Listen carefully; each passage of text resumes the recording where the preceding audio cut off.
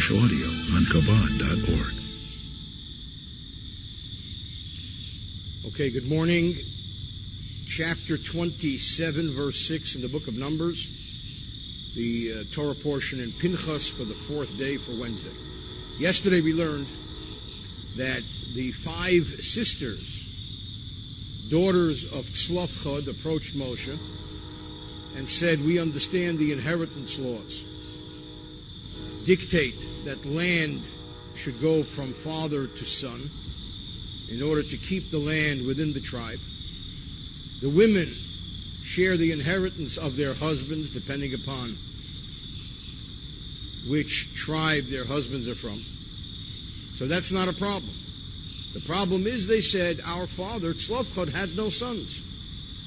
And in the case when a man has no sons, why should his inheritance stop right there and not go anywhere, reach the dead end?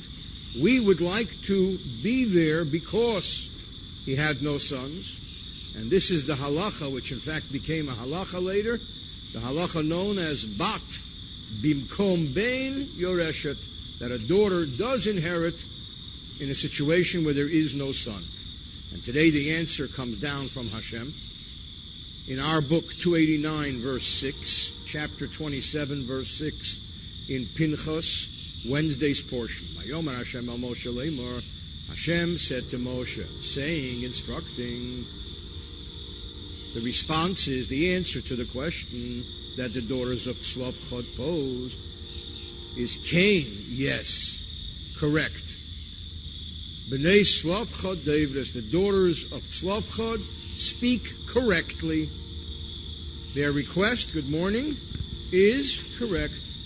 Nosein titen lohem achuzas nachla, you shall surely give them their possession of inheritance, b'seich achei avihan, amongst the brothers of their father. So the answer is yes, their request is granted. V'havarto es nachlas aviem lohen, and you shall transfer the portion of the inheritance of their father to them.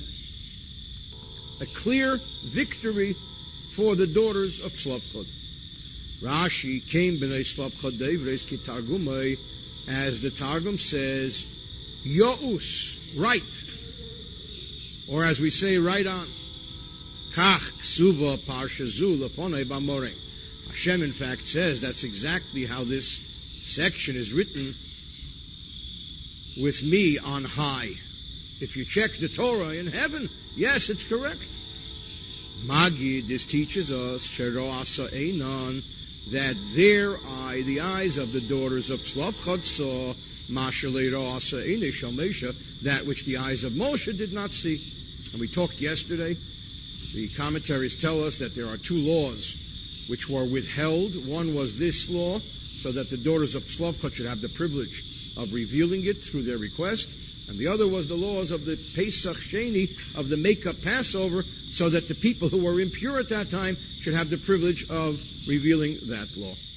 Cain, Beno Tzlofchad Devres, Yofe Tovu, they demanded correctly. Yes, they are correct, and they deserve it. And says the Sifri here, Rashi brings it down, Ashrei Odam Shakadosh Baruch Hu Meideh L'Dvarav, fortunate is the person with whom Hashem agrees. So that Hashem agreed with the daughters of Tzlofchad. Nosein titein. Why the double expression? Rashi brings down from the Gemara Baba Basra, from the Talmud tractate Baba Basra, 118, Shnei Chalokim. In fact, you should give the daughters of Tzlofchad not one portion, but a double portion. Why? Chelek avihem, the portion of their father Tzlofchad, Shehoyo miyotze Mitzrayim, he was one of that generation who left Egypt. And being that they are going to take the place of a son, so they get the inheritance, it reverts, as we learned yesterday, back to the father, and they get his inheritance. Chefer was also one of those people. There's Zadie. He was also one of those people who left Egypt. So therefore, they caused his portion to come back to them as well, as is explained in the Gemara Baba Basra.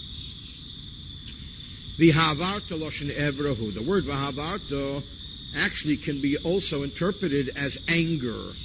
B'mi she'eina maniach ben liyorshei.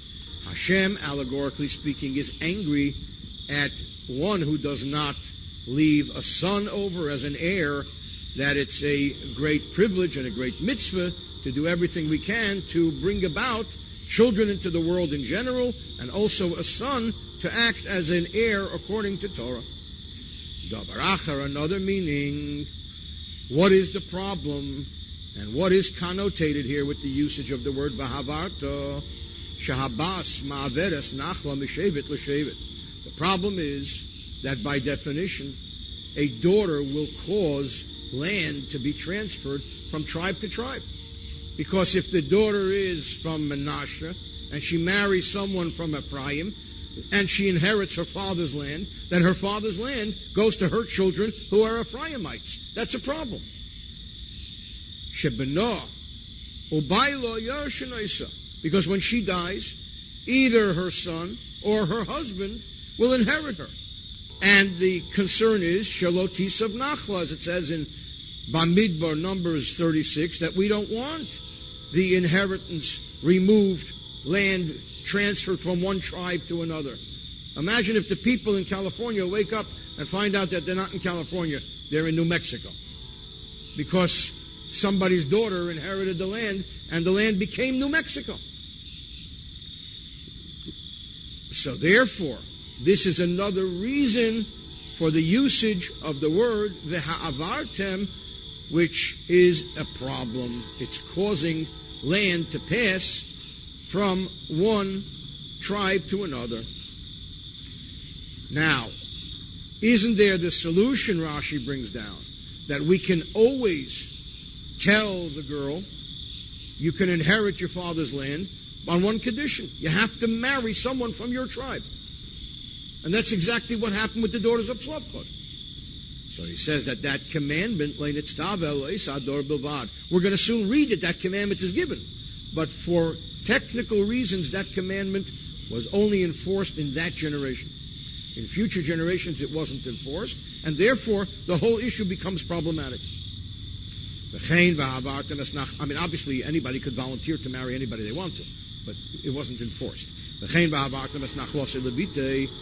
Similarly speaking, the same expression is used, and you shall transfer the inheritance to his daughter. Usually it says give, but with the daughter it says transfer. So now we have a new revelation in the laws of inheritance. 8, Vel b'nei Yisrael, and to the children of Israel, to Dabar you shall speak, Leimor saying, Ish ki yamus, if a man shall die, and in his condition as he dies, uvein ein lei, he has no son, but he does have daughters, v'havartem es nachlosei levite, then the halacha is, the Jewish law is, you shall cause his inheritance to be transferred, to pass over to his daughter. So again, the petition of the daughters of Tzlopchot was 100% successful. The answer is yes, and this has become part of permanent Torah law revealed by Hashem to Moshe. It was originally part of Torah law. It wasn't revealed, so they should have the merit of revealing it because of their great, intense love for Israel. It's a reward that they received. 9, V'mein lebas. What if there is no daughter? What if this man has no daughter? So not only doesn't this man who died have sons, but he also left no daughters. Who is his heir by Torah law? And it must be said that the inheritance laws of Torah are very strict. And there's very little wiggle room. Then by Torah law, his estate goes to his brothers. And if he has no brothers, then it goes to his father's brothers.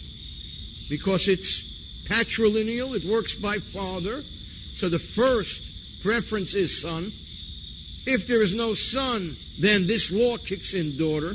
If there's no son or daughter, then you go to brother, father's brothers, all the way up to Yaakov Avinu. And then it comes back down. That's why there is no such thing as a Jew who dies without relatives. Because you keep going back. Somebody had brothers who have children.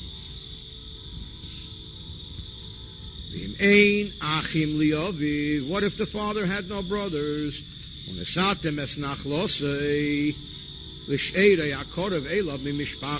give the estate, you give the inheritance to the relative who is closest from his family, and he possesses it.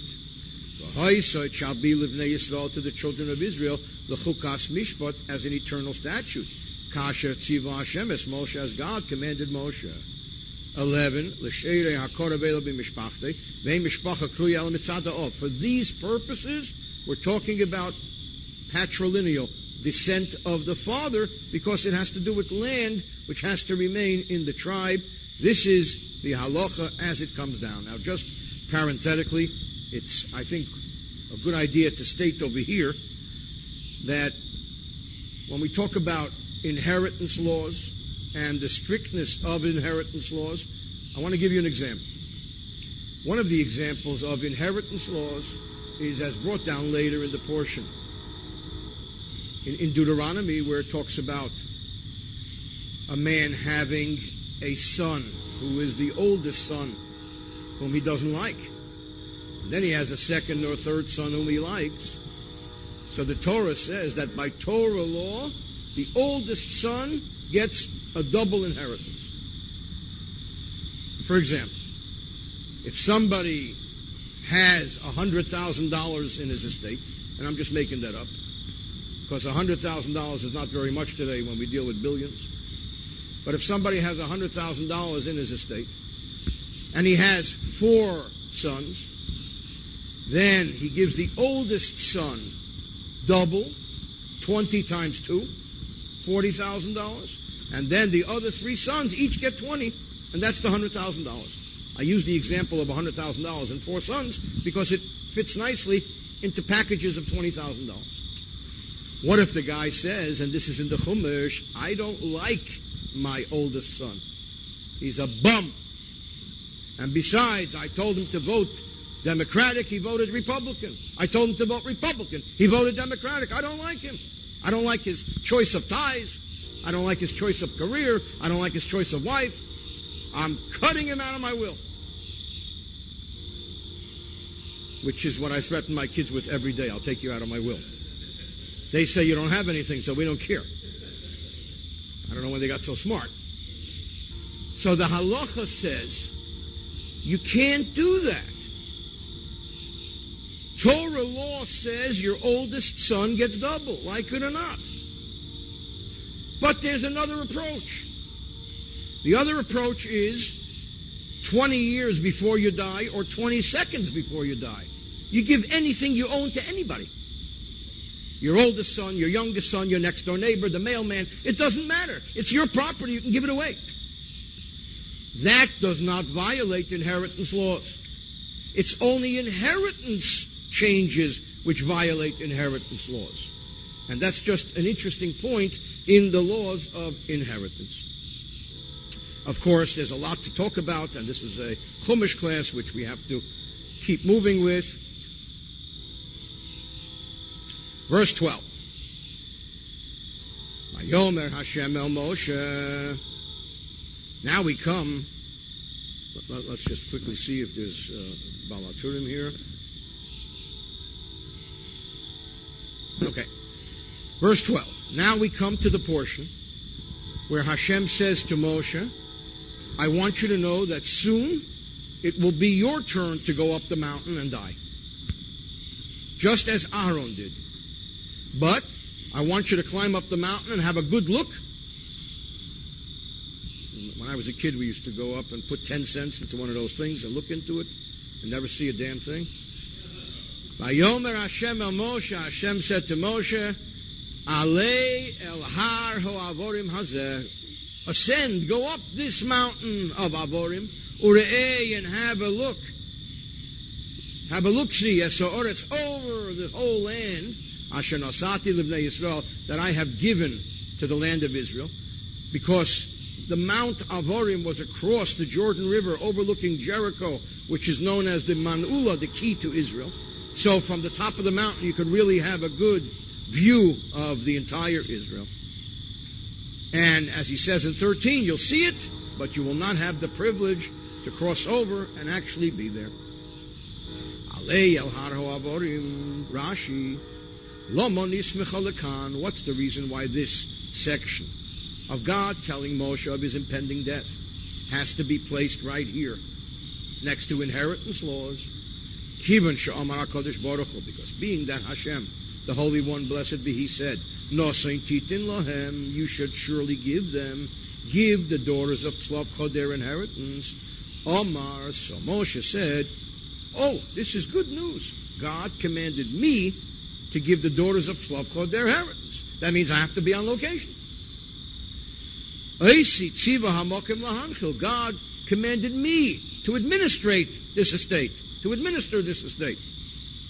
Shema hutro hagzeiro, perhaps God's decree of not permitting me to enter into the land has been retracted.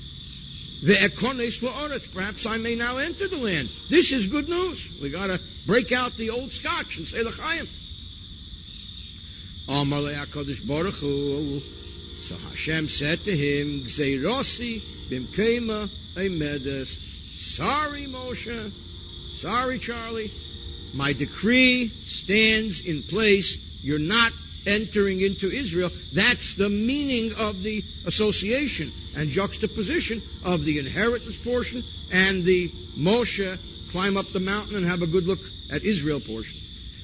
Another reason. Davar achar kiven shenichnas Moshe lenachlas b'nei Gad u'b'nei Reuben. We learned that Moshe waged war and was victorious over Sichon, the king of Amori, and Og, the king of Bashan, and caused the Jewish people to take possession of Transjordan, of Ever Hayarden, of the east bank of the Jordan, which became the states of Reuven and Gad. So this is part of greater Israel. Samach, Moshe was very happy. He rejoiced. The Yomar, and he said, Kimedume. In Yiddish we say, Dachtzach mir. It appears to me, Shehutar li nidri, that the decree, the vow which was taken not to permit me to enter into the land, it looks like there's some changes coming down, because I have been permitted to cause the children of Israel to take possession of Transjordan. Moshe Lamelech, this can be compared, says the Sifri, which Rashi quotes here, to a king, Shagozar al B'nai, who issued a decree against his son. Shalai Yekonis LePesach Plotin Shalai. He says, you're not going to enter my palace. He was upset at him. He punished him. He says, you can't cross the threshold. Nichnas Lashar. While later, they're walking together, and he crosses the gate. Vuachro. The king crosses the gate, and the son follows. The chotzer, the courtyard. Vuachro. The traklin Vuachro, the reception room. Kivishabali Konis Lakitain. He's about to enter into the king's private chamber. Amar Lei said, B'ni, my son, enough. Mikan ve'elach at osir likonis, don't cross this line. So also Moshe was permitted to come as close as he was, but not closer than that, and therefore Hashem says, I want you to have a good look. You're going to see it, but you're not going to inherit it. 13, V'ro Isa Iso, you will see it. V'nesafto alamecha gamota. You as well will be gathered to your people, which is the biblical expression of passing on. Kasher nesaf Aaron ochicha, just as your brother Aaron was gathered to his people. And remember the dates. Aaron passed away the first day of the month of Av, Rosh Chodesh Av. Moshe passed away the 7th of Adar. So there's some 6-7 months in between. Kasher nesaf Aaron ochicha. Mikan, from here we learn that Aaron had such a spiritual death. Moshe desired that when his time comes, he would have the death of Aaron. Another meaning, another meaning, you're no better than him. He had to pass on here ala shalei kidashtem, because you both did not take the opportunity to sanctify my name by speaking to the rock and bringing forth water. Instead, you elected to hit the rock, as we talked earlier. Ha im kidashtem esi, but had you in fact sanctified me by showing the world that a rock gets spoken to and it listens, surely people should listen. Then your time would not yet have come where you would have to depart from the world. Now Rashi points out something interesting, that wherever the Torah speaks of their death, it speaks of their sin. Because the entire adult male generation in the desert had to die because of their tremendous sin, transgression, of losing faith that God could bring them into Israel. Therefore, Bikesh Moshe requested that, being that he died early as well, history should not claim that he also lost faith. So that wherever his death is mentioned, his sin should be written as well. That people shouldn't say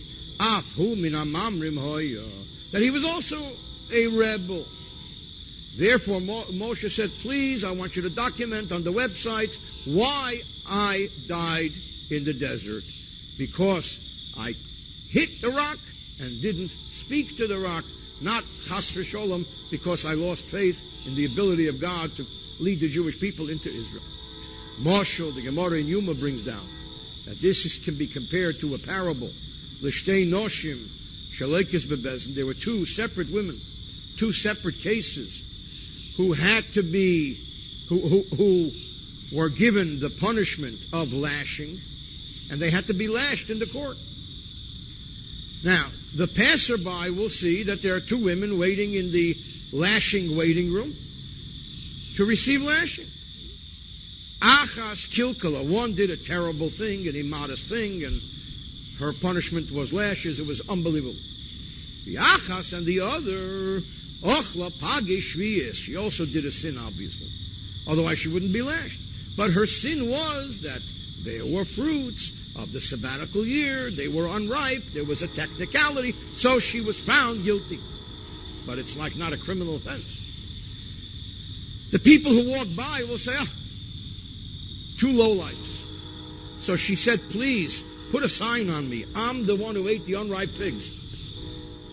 Afkan, so also, b'chol mokim shehiskin misosin, wherever their death, the death of Moshe and Aaron is mentioned, hiskir sirchainen, it mentions their sin, lahidia, to inform us, that this was the whole thing, this was the whole deal. Otherwise, there would be an historical misunderstanding.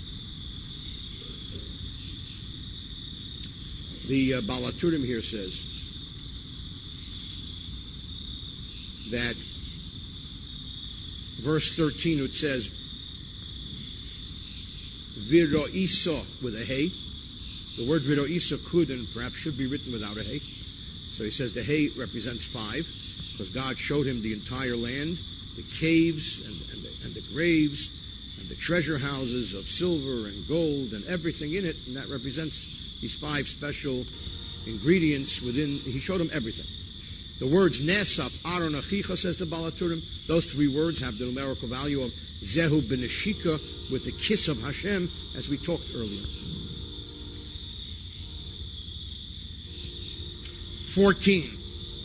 Kasher Merisem Pi, as because you rebelled against me. Bamidbar Tzin, in the wilderness of Tzin. Bimeriva Sa'eda, when the people rebelled, Lahagdisheni, to sanctify me. You didn't utilize the opportunity to sanctify me Bamayim, with the water, Le'inei, before their eyes. Haim, this refers to Memerivas Kodesh, the waters of strife of Kodesh, back in Midbar Tzin. Rashi, Haim Memerivas Kodesh, Haim Levadam. These are the only sins. Ein Bohem Ovein Achar, Moshe and Aaron have no other sins. Davar Achar, another meaning, Haim Shehimru B'Mora, the same people who rebelled 40 years earlier in Mora, Haim Shehayu Shimru B'Yamsu, they are the same who rebelled at the Red Sea. Haim Apshim B'Midbar Tzin, they are the same who rebelled in the wilderness of Tzin, perhaps alluding to the Egyptians who attached themselves to the Jewish people, who were always the primary troublemakers, and then they, of course, had followers. Now we enter into an interesting portion. Every portion is interesting. But Moshe hears he's going to die. The first thing Moshe says, and what about the Jewish people? Who's going to lead them? Can you please appoint a leader for the Jewish people? 15, Vaydaber Moshe el Hashem leimor. Moshe spoke to Hashem, saying, Vaydaber Moshe el Hashem Rashi leidia, to inform you, Shivchon, of the praiseworthiness shel tzadikim, of the righteous, kisheniftorim min ha'olam, when they pass from this world. What is it that they're concerned about? Manichim tzorkon, they leave their own needs aside, they set their own needs aside. V'eiskim b'tzorchet tzibur, they're only concerned with the needs of the community. Lamar saying, Omar le, Moshe said, Hashiveni, Hashem, you've got to answer me. Imatam eman elahem parnasim lov. Are you going to appoint a leader to take my place or not? I need to know. The Baal HaTurim brings down that of all the verses in the entire Torah, this, verse 15, is the only place where we have the expression, instead of Vaydaber Hashem el Moshe Lamor, we have Vaydaber Moshe el Hashem Lamor, that Moshe speaks to Hashem, saying, so Moshe says to Hashem, do you know how many times it says Vaydaber Hashem el Moshe Lamor? One time I'm saying Vaydaber Hashem el Moshe Lamor. I want an answer, please. 16, Yifked Hashem, let Hashem appoint. Hashem is Elikei, the God, Haruches, of all spirits, of all souls, the Chol Basar, for all flesh. Let God appoint Ish, that type of a person, capable of tolerating all flesh. Alo Eda, upon the congregation, because a true leader has to be tolerant of divergent views and so on. Moshe was known to pray for those people who despised him, who rebelled against him. Moshe intervened and interceded for everyone. Yifked Hashem, kivan sheshama Moshe, being that Moshe heard, she'amar le'amokim, that Hashem said, Tein nachla Slavchad livneisav, give the portion of inheritance of Slavchad to his daughters. Omar, said Moshe, Higi Asha, perhaps the time has come, she'etba, that I should claim tzrochai, my needs. Why? Because Moshe said, I have sons. Sheyirshu bonai esgedulosi, I'll put in my application, my request, that my sons should inherit my office. Amar le'akadosh baruch hu, Hashem said, application received. You know the old saying, does God always answer our prayers? Of course he does. Sometimes the answer is no. I got your request and the answer is no. Leikach also b'machshava lefonai, that's not what ascended upon my thoughts on high. I have another idea. Your sons will not be your heirs. Kedaihu Yehoshua, your disciple, or better, your valet, Yehoshua, is worthy, litel schar shimushay, to receive the reward for his many years of devoted service. Shalimosh miteicha oil, Yehoshua never left the tent of Moshe. Zeh shomar Shlomo. This is what King Solomon said in Mishlei and Proverbs. Notzer te'ena yechal pirya. He who takes care, who guards the fig tree, will get to eat its fruits. Yehoshua was clearly the one who guarded the fig tree. Why this expression? Omar lefonov. Moshe said before Hashem, Rabbi Shalom, master of the universe, Golui lefonecha dati shekol echad v'echad. You know what's doing deep inside the head and heart of every individual. Ve'ein daimin zelazah. You know that there are no two people who look alike. There are no two people who think alike. Everybody's different. Mane alei manig, appoint a leader, sheyesevo kol echad v'echad lefidaite, who will be able to tolerate the divergent minds and opinions and personalities of the various different people, and it's a tough group. So therefore you need a great leader. Defining now in verse 17. First, the Baal HaTurim here says that the words in verse 16 and verse 17 from the beginning of 16, Yifkod, until the last word in 17, Roeh, if you count those words, there are 28 words. And Yehoshua, Joshua, Moshe's successor, led the Jewish people for how many years? 28 years. One year for every word in these two verses. And this is why he says later, V'zacharta es Hashem Elokecha, you shall remember God, your God, Ki hu hanoten lecha koach lasot chayil. He gives you the strength to accomplish valor. Koach is Chavches, is 28. These are the 28 years of the leadership of Yehoshua, represented in 16 and 17 by the 28 words. Balatur. Back to the text, 17. Asher Yetzi Lifneim, who will go forth before them. Asher Yabi Lifneim, who will come before them. Asher Yetziim, who will lead them out. Asher Yavim, and bring them in. Adas Hashem, so that the congregation of Hashem not be katzon, like sheep. Asher Ein Lohem Roa, which have no shepherd. What happens to sheep without a shepherd? They got eaten by the wolves. God forbid. Rashi Yifked Hashem. 17.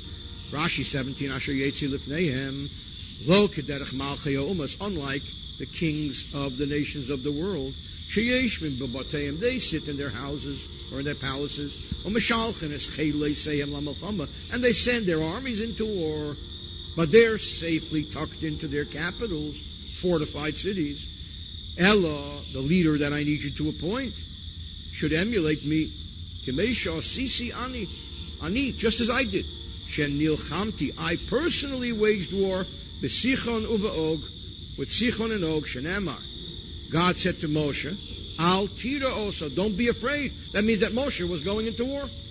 Yeshua, that's in fact what Yeshua did. Shenemar vayelch Yeshua Ela vayemer haloi, and he said to him these famous words, Halonu ato, im litzorenu, are you with us or against us?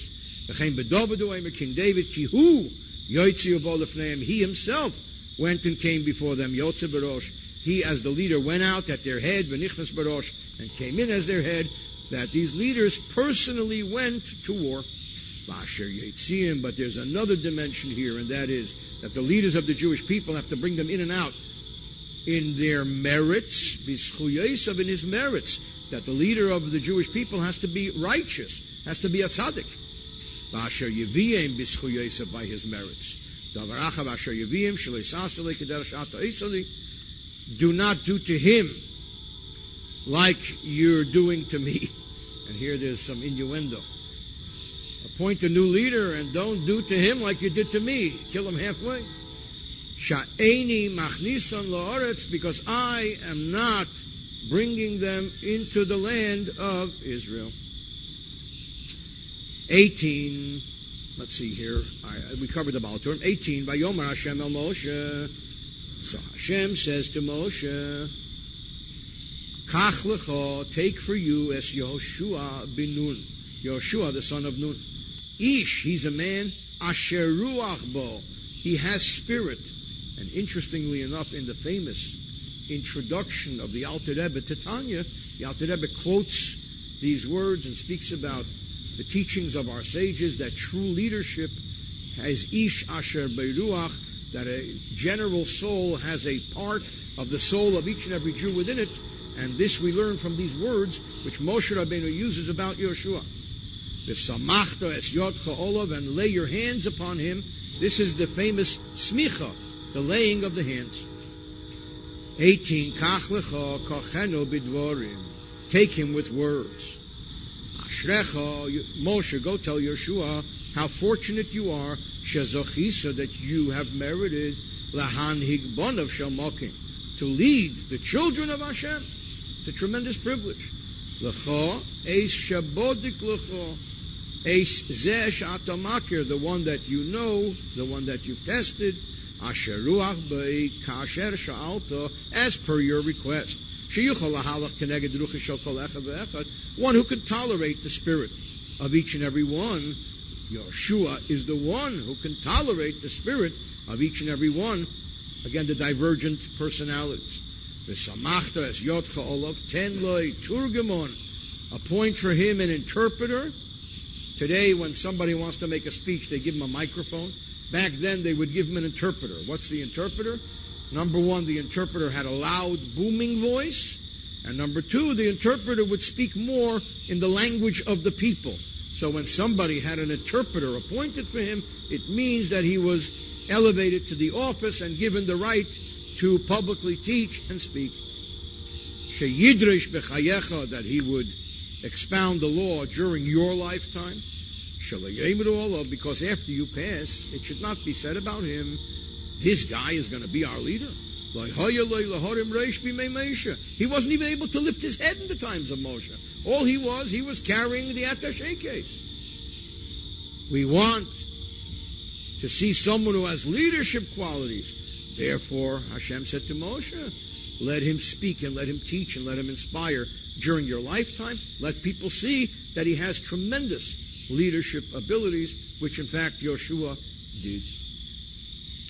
19, and you shall set him up, appoint him, place him, Lifnei Elazar Akayin, before Elazar the high priest, Lifnei Kol and before the entire congregation, Mitzivisa and charge him, appoint him, do a transfer of power, Le'eneihem, before their very eyes.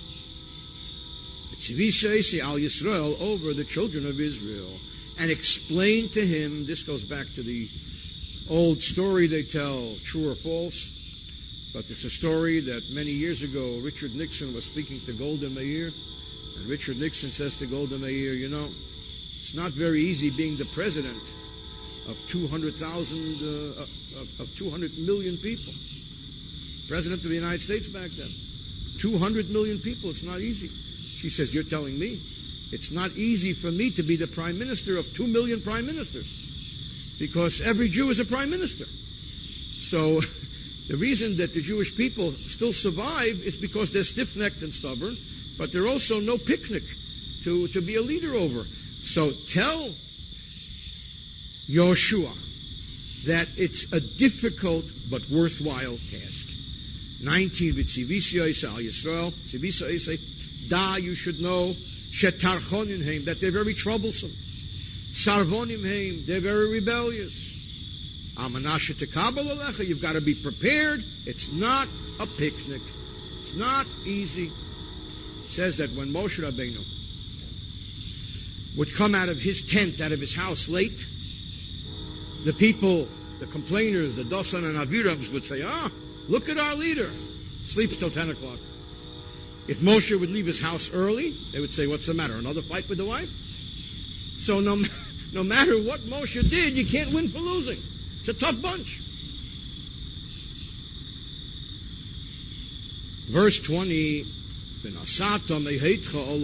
you shall place of your splendor, you shall put part of your splendor upon him. And Kabbalah and Chassidus has a lot to say about this transfer of splendor from leader to leader. Laman Yishmu Kol Adas B'nai Yisrael, in order that the entire community of Israel should hearken and listen to him. This is the beaming of the points of light. Moshe Rabbeinu's face beamed with horns of light. But not all, because great as Yoshua was, Yoshua's leadership did not come close to Moshe's leadership. Yoshua's greatness did not come close to Moshe's greatness. We learned that in Sifri and Gemara Baba Basra and Hey, Pnei Moshe Kachama, that the illusion is given that Moshe's face shone like the sun. Pnei Yoshua, but Yoshua, Joshua's face, Kalvona, was like the moon. Number one, the moon is a much lesser luminous light, but more so than that, everything that the moon has comes from the sun. That was what Yoshua was. Yoshua was a disciple of Moshe Rabbeinu, illuminating his generation, but insignificant relative to Moshe Rabbeinu. L'man yishmu ka'adas b'nei Yisrael, sheyuneyagim be'kovid, that people should conduct themselves toward him with respect, v'yira, and reverence, kederach sheneyagim boch, as they do, as they treat you, they should treat him.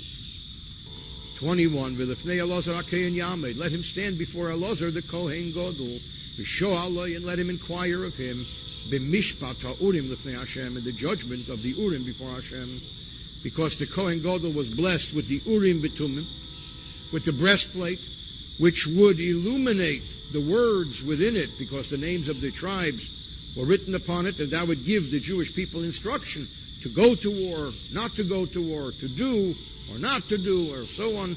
Any question that they needed an answer to, this came through the high priest, through the breastplate. V'alpiv yavayu, and by his mouth, by his word, shall they come. Who? Both he, the Chol B'nai Yisrael Itay, and all the children of Israel with him, the Chol Ha'eda, and the entire congregation. Rashi, 21. Rashi, this is your question, your request, that this will not depart from your father's house. Even Yoshua, who is from the tribe of Ephraim, will need a Elazar, who is from the family of Kohen and a Levi. Elazar was the nephew of Moshe. For example, when he will have to go to war, Al-Piv, by the dictate, Shel Elazar of Elazar, the Chol Ha'eda, Sanhedrin, the Sanhedrin, and this is actually covered in the tractate of Sanhedrin, the fact that when serious questions require serious answers, that the Urim B'tumim, along with the Sanhedrin, along with the leadership of the Jewish people, determine the direction. 22. Moshe did exactly as God commanded him. And he took Es Yehoshua, Joshua, Vayamideyu, and he set him, he appointed him, Lefnei Elazar HaKohen, before Elazar the high priest, Lefnei Kol Ha'edan, before the entire congregation. 22. Vayikach Es Yeshua, the Koche Bidvarim, he took him with words. And he let him know Matan Schar, the tremendous reward of Parnasei Yisrael, of leaders of Israel, L'olam Habo, in the world to come, that valiant, devoted leaders of Israel receive tremendous portion of the world in the world to come. The Balaturim here says in 19, Vitziviso is with a hay. What is the hay? This teaches us that Moshe instructed Yoshua in great detail all of the secrets of the 5 books of Moses. That's the 5. Hamisha Chumshei Torah. Mehotcha has the numerical value of Hasod. The mysticism, to tell you that he taught him and conveyed to him and transferred to him the secrets of the chariots, Merkava, like Merkavat Yecheskel, and Maaseh Bereshit. It says in the Rambam that we have to be careful who studies Maaseh Bereshit and who studies Maaseh Merkava, who studies these Kabbalistic secrets. So Moshe gave him a tutorial on these Kabbalistic matters. 23, closing verse of today's portion. Vayismech es yodav olav, and he laid his hands upon him, by Yitzaveu, and he charged him. Transfer of power, so to speak. Kasha Dibra Hashem, exactly as God spoke. B'yad Moshe, the hands of Moshe, the Balat Rashi, Vayismech es yodav, ba'ayin yopa, with a benevolent eye. Yesev v'yesev imashin etztava, more than he was commanded to do. Shakadosh Baruch Hu amalei, because God told him, v'samachta es yodcha, you shall lay your hands upon it. But he, the generous person that he was, used 2 hands. And he made him like a vessel overflowing, and filled him with his own wisdom, with a benevolent eye. Moshe Rabbeinu is known as the man with the benevolent eye. The Balaturim here says, he told him that he should always, first and foremost, be a Torah teacher.